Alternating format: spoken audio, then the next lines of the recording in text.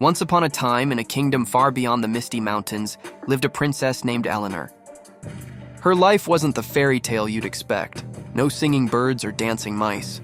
Instead, she found herself locked away in the highest tower of the castle by her stepmother, Queen Ravenna, a woman whose beauty was matched only by her cruelty.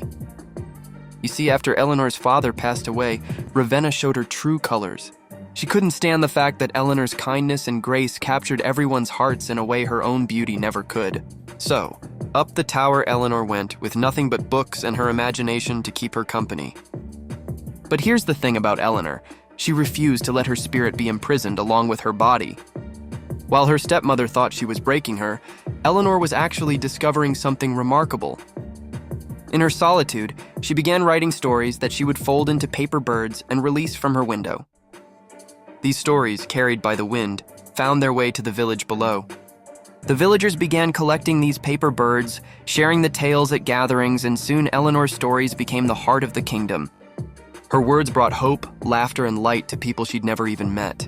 Without realizing it, Queen Ravenna had given Eleanor the greatest gift of all, the time and space to discover her true passion. And then something unexpected happened. The queen, who always prided herself on controlling the kingdom's narrative, began hearing these stories being told in the streets. Stories that made people smile. Stories that brought them together. When she discovered their source, she was faced with a truth she couldn't ignore. Her stepdaughter had found a way to touch people's hearts without ever leaving her tower. In a twist of fate, Eleanor's imprisonment had transformed her into something more powerful than just a princess. She had become the voice of her people.